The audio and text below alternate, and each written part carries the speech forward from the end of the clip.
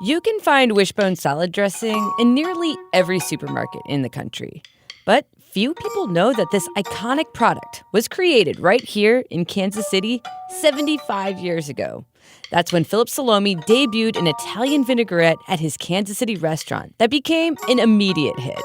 It was like almost an overnight success, but some of the big boys in the salad dressing company didn't like it, and they were out to kind of squash him. Sure, there were other competitors around. You might have heard of Ken's Steakhouse, which is the one brand that predated Wishbone, or even Kraft, which came after. But it was Wishbone that put the convenience of bottled salad dressing within the reach of households across the country and popularized the Italian salad dressing style. I think that's the way Wishbone did very well, is they told people, you don't have to mix salad dressing because you're incompetent in the kitchen, and we'll do it for you. This is A People's History of Kansas City. I'm Suzanne Hogan. In this episode, we're getting into the holiday season by celebrating a beloved ingredient that ends up in a lot of special recipes and traditional dishes this time of year. Or at least on top of that side salad you're maybe begrudgingly adding to your plate. Wishbone Italian dressing. Wishbone Italian, for people who really like salads. Jenny Vergara and Natasha Bailey from the KCUR podcast Hungry for Mo did a big deep dive on Wishbone's origins. And I, like a lot of people I've realized, had no idea Wishbone was even from our very own town. So we wanted to share that story with y'all here around this time of year because it's all about a dressing and a family that has helped bring people together over the dinner table. And both the dressing and the family haven't received nearly as much credit for that as maybe they should. Here's Jenny Vergara. All right, Natasha, we're here to talk about Wishbone Restaurant. Okay. Do you know anything about it? Nothing. May I show you one of my historic postcards that I brought specifically to show you? Very bed and breakfast vibes. So describe what you're seeing. I see a little brick fence lining a lot of grassy area. There's a sign that says the Wishbone Fried Chicken Dinners, delicious prime rib. Looks like a red brick building with red and white awnings. Kind of like a house. It looks like a house. It's very inviting. Okay, now flip it over and tell me what you see there on the back at the top. The Wishbone salad dressing. Now that I know. Okay, so it even has the iconic Wishbone salad dressing bottle. Yes. So did you know that Wishbone salad dressing originated from the Wishbone restaurant that was founded here in Kansas City? I did not. Wishbone salad dressing was invented in Kansas City. Okay. So we're going to get into that. We've got the whole history to talk about. We have lots of people that we reached out to for this story. One of them was local chef Jasper Mirable, I used to go to the Wishbone when I was very, very young. Who owns Jasper's Restaurant and Marco Polo, obviously, here in Kansas City. And so he remembers very clearly going to the Wishbone Restaurant with his family. You know, we knew the family very well from the Wishbone Restaurant. And I think, at a very young age, I realized that this is family dining. You sit at the table and it's Sunday dinner. It's fried chicken. I think that's where I fell in love with fried chicken. He remembers his dad getting up from the table and making the rounds and shaking hands. And a lot of the restaurateurs, particularly Italian restaurateurs, seem to kind of focus and find their home here. We didn't always eat spaghetti and meatballs. Come on. Italians in Kansas City ate a lot of fried chicken. So, Jasper has these memories of this place. It was a 3-story red house. And he goes, it's like a Southern mansion. And he said inside there was tablecloths. It was family style, but it was upscale. There was nice curtains on the wall, beautiful carpet on the floor, kind of glass cut crystal, glasses they were drinking out of. It was a nicer place to go, but it was still considered a family place. One of the things that they served was salad at Wishbone that you would get with your fried chicken dinner. And it came with Italian dressing. And people went wild for this dressing. I don't know if you've ever experienced this, where you go somewhere and they're just known for this thing. Yes. Wishbone Restaurant became known for their Wishbone salad dressing. So I think it all really started making it in 5-gallon containers, and somebody tastes that dressing and says, wow, you need to put this in a bottle. They were asking if they could buy it. Like, they would taste it in the restaurant. They were like, we love this dressing. You know, is there a way we can get a jar to go home? Can we purchase some of this to go? So what happens, the next step, they start bottling it at the restaurant. And the story after that is that Wishbone salad dressing becomes big, like really big, and the restaurant kind of goes away. But before I get into that, I really wanted to understand more about the Salome family who created this dressing. It was really important to me to try to have some family in here, which was tricky because they have never done media interviews and no one really knows much about them.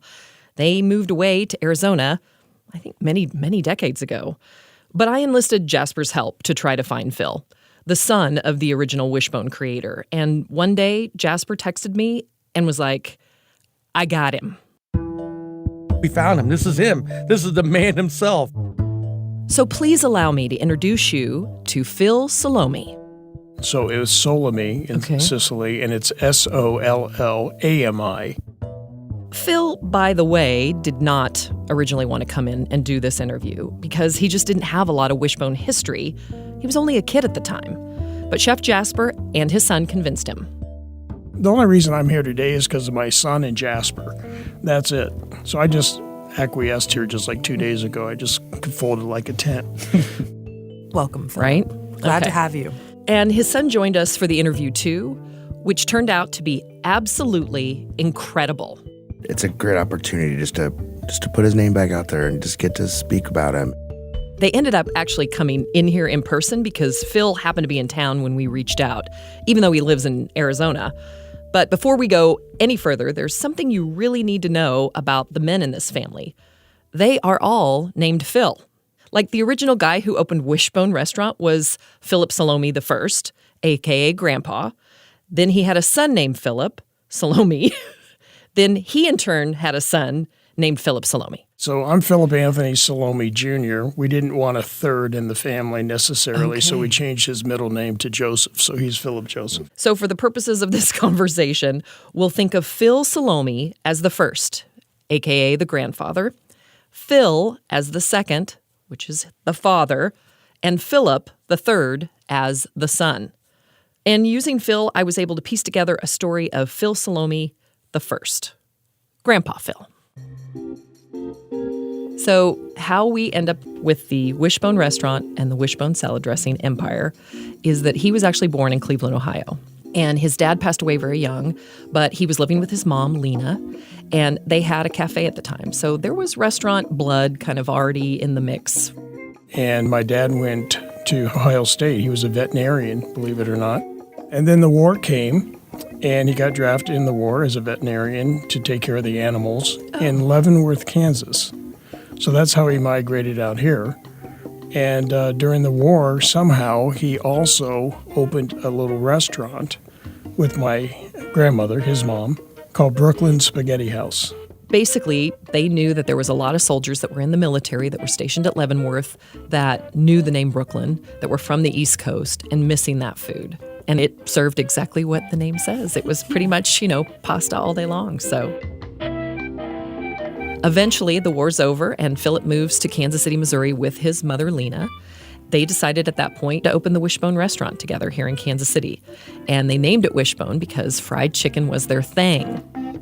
Everybody knows about, making a wish, breaking the wishbone. Do you do that at your house? Yes. Right?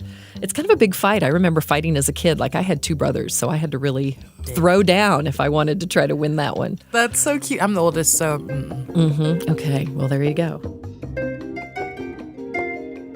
So it was the mid-1940s when they moved to Kansas City and opened up the Wishbone Restaurant. And Phil, the father, does not remember the Wishbone Restaurant at all.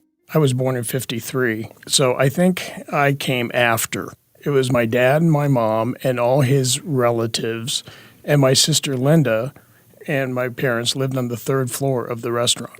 It was this southern mansion that was at 45th and Main, and they lived on the third floor and then basically ran the restaurant that was underneath them as a family. And takes off immediately. I mean, it's popular. People are coming to have the fried chicken. And he realizes that he wants his mother's salad dressing recipe to serve on the salad at the restaurant.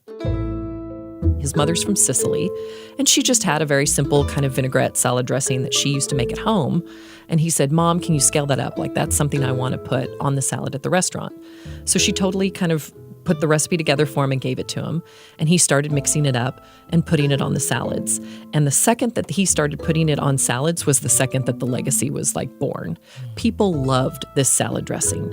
They loved the flavor of it. It was bright. It was kind of, zesty and spicy. It was full of kind of herbs. I mean, it was one of those things where it was a simple vinaigrette of olive oil and vinegar, but then it had all these other kind of things in it that really made it craveable. I mean, people were obsessed with this salad dressing. And basically the family was making it in 50-gallon buckets out back, down in the basement of the house, putting this salad dressing together because it took off. People were wanting to buy jars of it. People were wanting to take it home. And they were realizing that they had a hit on their hands. I need to find that picture of Papa in the suit next to the big, vat. Yeah, the big vat. He's kind of got his arm out next to it. He literally made the dressing in a big vat. I mean, the health department would have a fit these days. There's none of that.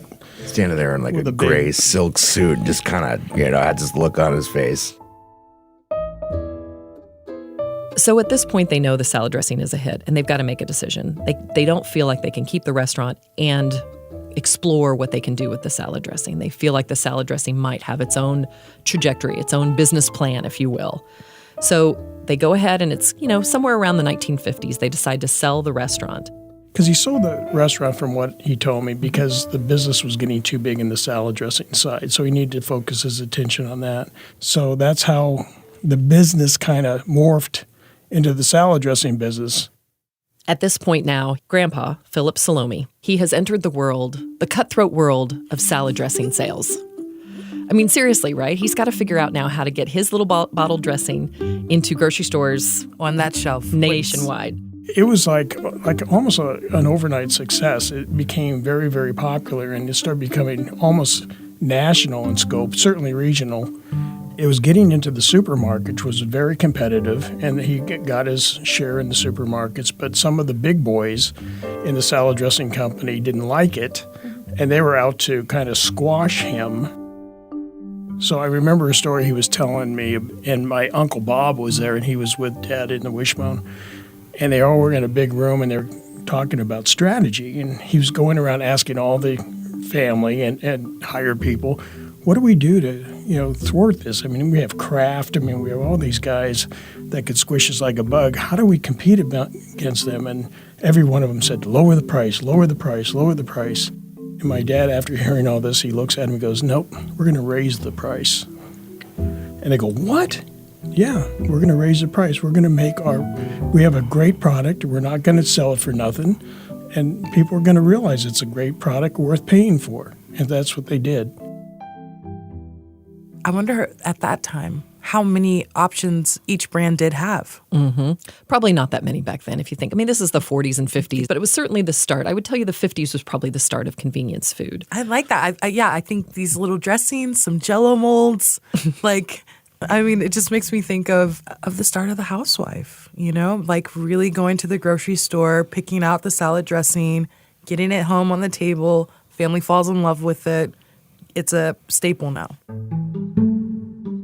We actually reached out to a food historian named Ken Albala from Stockton, California. And he kind of helped us understand, where salad dressing was. When Wishbone was first invented, it was sort of a signature salad dressing, and people loved to have the bottled form that was the same as they could buy in the restaurant.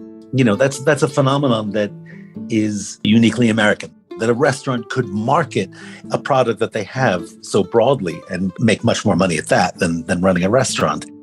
And he basically explained that bottled salad dressing is 100% an American invention. It was all a matter of convenience. I think that's the way Wishbone did very well, is they told people, you don't have to mix salad dressing because you're incompetent in the kitchen, and we'll do it for you. Just as a great diamond cutter devotes all of his care and skill to creating a perfect diamond, we devote all of ours to creating perfect salad dressings, like Wishbone Italian, a skillful balance. In the 70s, the value of something being handmade and care and craftsmanship. It was foremost, again, partly like hippie era, macrame beading and things. And those channeled expertise and craftsmanship and ignored that it was industrially made product. So this was literally an American movement. And, if you think about this, so along with convenience food, there was also this idea of like telling housewives to feed their family healthy, good, nutritious meals. People thought having a salad at the beginning of your meal was a good thing to promote health.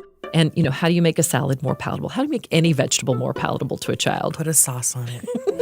You dress it.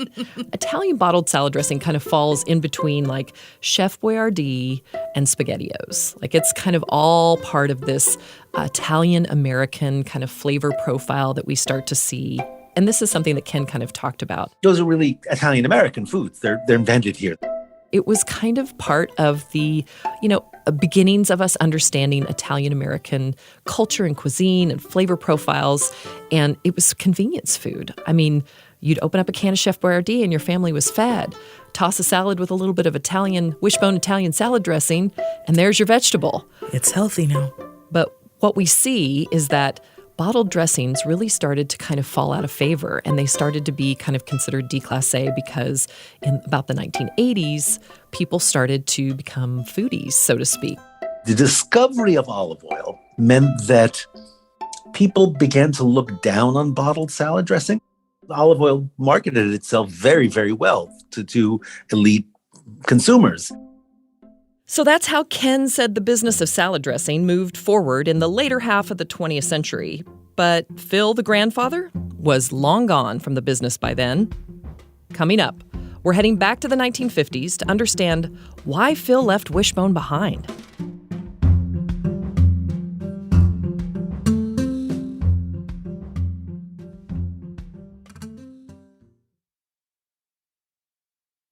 Hey, it's Suzanne Hogan. Just wanted to pop in quick to say, if you're liking this episode about Wishbone and the Salome family, then you might also like another episode from when the podcast Hungry for Mo popped into our feed. It's about how the magical kitchen device, the Crock-Pot, transformed people's lives. And it's also from Kansas City. Check it out. It's called Crock-Pots for the People. All right, now back to Jenny Vergara and Natasha Bailey with the rest of the story. So Phil, the grandfather, was in charge of his own salad dressing company. I mean, he was pushing hard to make this thing go. He's the driver. Right. Something else to know about the Salome family is that they're super hardworking. The Salome way, the Italian way, is you just worked and you just put your nose down and you just worked. He was, 5'1", but I remember him being 7 foot tall. The kindest man I can ever describe. Him and my dad are the same way. But, got that look in his eye like, don't mess with him kind of deal. And Phil, the father, his memories are a bit fuzzy during this time. Obviously, he was still a kid growing up. But he does remember him kind of working on several different initiatives kind of all around making his salad dressing go. My dad, I think, was responsible for 3 or 4 different types of dressing at Wishbone. I think he did the Russian and cheese. So you can kind of see where he's going from like veterinarian to restaurateur to now kind of corporate executive. A lot of people don't know my dad did not like to fly. He was scared to death of planes. So as the business grew, he had to travel more, especially back east. And so he would take the trains everywhere to meetings. Well, that wasn't really that productive because it would take 3-4 days to get places.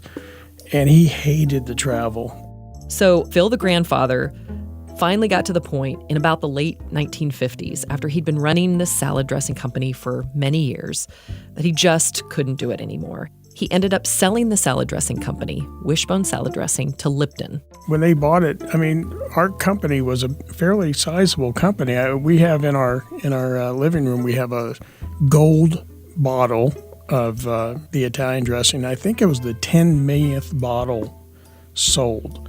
So back then, wow, that was kind of a big deal. Lipton ended up building quite a big plant in Independence, and that's where they made the dressing there. As the requirement of the sale, Phil, the grandfather, was asked to stay on and consult and just make sure that the transition happened and to continue to consult on salad dressings for years to come. He didn't really want it, but that was a condition of the sale. So he had to go to New York all the time and sit in on these board meetings. And he wasn't into the hierarchy and the strategy and all that kind of stuff. And he'd go into these big boardrooms, and the chairman of Lipton would be here, and everybody wanted to be close to him. And my dad could care less, and he wasn't into all that. So he would sit at these board meetings and just go, I can't do this. It's just not me. So after a year, he resigned, and he had a 5-year contract. And they said, you can't resign. He goes, I can't stand this. I'm not a corporate guy.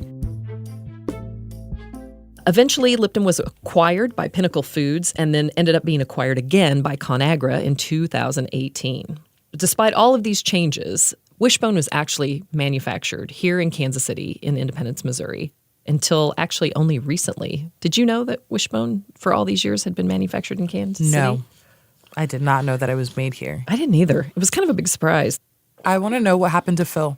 What did he do after Wishbone? So there was a payout. And so the idea was that he was going to retire to Arizona, take his Wishbone salad dressing money and his family and move to Arizona, which he did. That lasted like 1 month. He was bored out of his brain. And he buys a little motel in Central Phoenix and converts this motel into a nice hotel and opens a restaurant right next to it. And guess what? He's serving fried chicken and Italian dressing. I mean, it's like Wishbone Part 2. Yeah, he went back to what he knew. And he called that the Arizona Ranch House Inn. The fried chicken was rocked, and his corn fritters, same corn fritters he had at the Wishbone here, they were amazing. He had a lot of the same deals. Phil, the dad, has this crazy story about how Phil, the grandfather, built a stream into the floor of this restaurant in Arizona. I mean, it was like rainbow trout in there floating around, literally. Somebody would catch the fish for them, but then they would, prepare the fish, for the dinner. I mean, he was just like such a visionary on some things. I just don't know how the health department will let that happen. There's so many hoops to jump through, and now you've got a stream with live fish.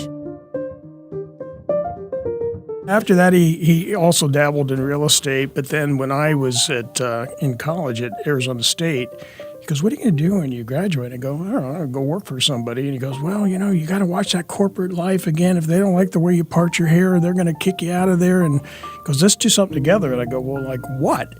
He goes, let's open an Italian deli. I go, okay.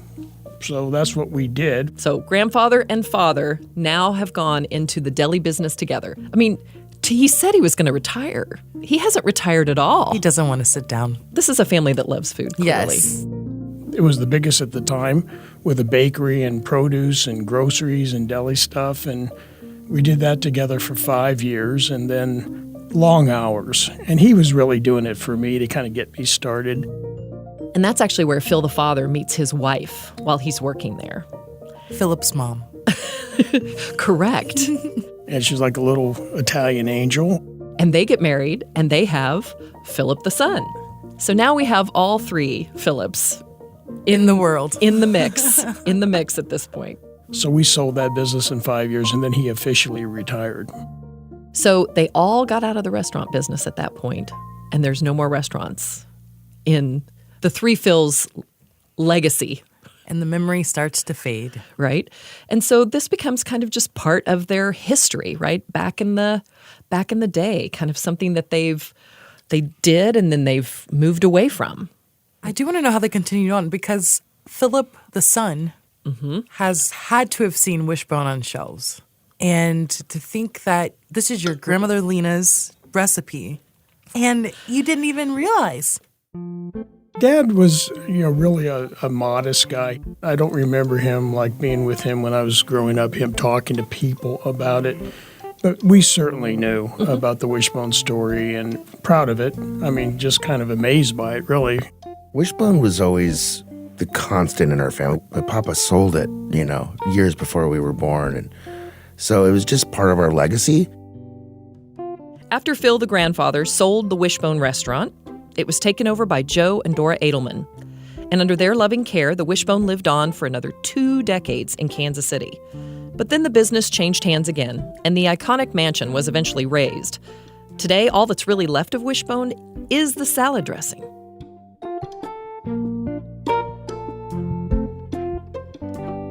So do you still associate the Wishbone salad dressing brand with Italian dressing, though? I definitely do. Mm-hmm. Well, And the bottle.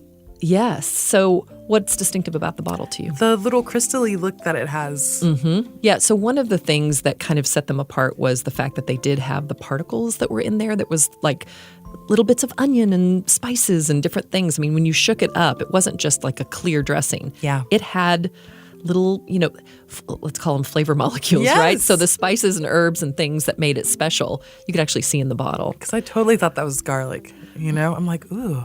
And at this point, Italian salad dressing is used for a lot of different things. A lot. I mean, if I think about how I use it, I'm not pouring it over a salad these days. I am making Italian breadsticks with them. I'm marinating chicken with them. Yeah. I'm putting it in potato salad or pasta salad. Pasta salad, yes. And in looking at the Wishbone Salad Dressing Company and how they managed to evolve, I mean, they've changed too. They've claimed since the 1970s to be America's favorite Italian salad dressing, but they've majorly expanded in other ways as well. But as you can expect, taste buds have changed over the years. The way people eat and how they eat has changed. And they currently have 7 flavors of Italian dressing, which may seem like a lot until I tell you that they have 9 flavors of ranch dressing. I'm going to say ranch is the new day. It's the new Italian for Wishbone. Mm-hmm. So this was another opportunity for us to dial back in with our food historian, Ken, who was basically explaining to us that, creamy dressings have kind of taken over at this point because they are more complicated to recreate. There's buttermilk in there and there's some herbs and things. And it's definitely not something you can make at home or not easily. And it is something that kind of sits squarely in the Midwest. I think the Midwest is literally leading the charge of this ranch dressing explosion. Someone once quipped that in the Midwest, ranch dressing in the Midwest is a beverage, meaning that they just consume it. For Phil and Philip, though, I mean, obviously, Italian dressing will always be number one because it's like their family origin story. I do know we have the original recipe. We're proud of that. And you should have seen their faces when our producer, Mackenzie, asked them to share that recipe. What comes to mind from that recipe? Like, what herbs? Do you know all the herbs? Mackenzie, you're crossing the line here. It was like trademark infringement. Yes. There's a little bit of this. I think a pinch of that. pinch of that. Like, we will have to kill you before we share. What a good businessman Father Phil is. Mm-hmm. And I'll tell you, Wishbone and the family's time in Kansas City has been on both of their minds. A lot lately, actually. Not just because of this interview, but because Philip, the son, recently moved here. I'm living down the road from where he started this whole journey. Philip, the son, is here. Yes, correct. So even though Philip, the son, grew up in Arizona with his dad, he happened to meet someone in Phoenix, Arizona, a woman, falls in love with her. Turns out she's from Kansas City. We were going back and forth at that time. So I think we did that for about 9 months. And then I realized I'm going to move here. Back to where it all started. Back to where it all started. Oh, I like it. Right? And they're engaged right now to be married. In fact, when they were in studio, she was wedding dress shopping as he was sitting here with his father doing this interview. It was meant to be. It does feel oddly like it's meant to be, right? It's definitely meant to be. And I think just in talking to Phil the father, he really didn't realize how much he missed Kansas City or how much he remembered. It's funny, we drove up to our house where I was raised, and I was just out walking in front of it and not wanting to bother the people inside. And this lady comes out and she goes, "Can I help you?" And we said, "Well, I was born in this house." And, she goes, "Are you the salad dressing people?" And I said, "Yes." It's really cool to be back. So if he had to move somewhere, we're glad it's here. It seems like we just have Dad's spirit in this town when we're driving around. Phil the father he's bringing the tears. It's a big Italian family, so I'm sure there was 50 opinions about what he should do, and ultimately probably it was his decision, right? Yeah. But we always talk about it. If he wouldn't have sold it, you might not be around, I might not be around, because the journey would have shifted and changed if he would have kept on. So, because he wouldn't have had the deli in Arizona, he wouldn't have met my mom, and, so we like to look at it both ways. I think that this has been a real homecoming moment for this family, and I think this story is ready to be told. And I think that once they walked out of our studio, they realized that this was something that we all needed to hear. This is something to be shared with the city of Kansas City for sure, but the state of Missouri even more so. Yes. Because this was something that came from the people who live here. I mean, this was something that we can again, another product that we have created here that we can hang our hat on. Ingenuity by definition. I keep thinking too of the Sunday dinners, and how the more I learn about communities here in Missouri, community is the word that keeps rolling through. We have so many communities here that just support each other. I mean, that's a mark that we should not only take pride in, but remember that, that was something that came from here. These were people who came to Kansas City and created this incredible, restaurant and salad dressing legacy. That was Jenny Vergara and Natasha Bailey. They're co-hosts of Hungry for Mo, another KCUR Studios podcast produced by the same team that brings you this show. And since this episode originally aired in December of 2022, we have a bit of an update for you.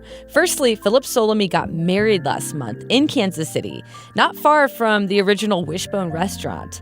The grand occasion gave his Arizona family an excuse to return to Kansas City for the first time in many years. And of course, Wishbone played a little role in the wedding ceremony.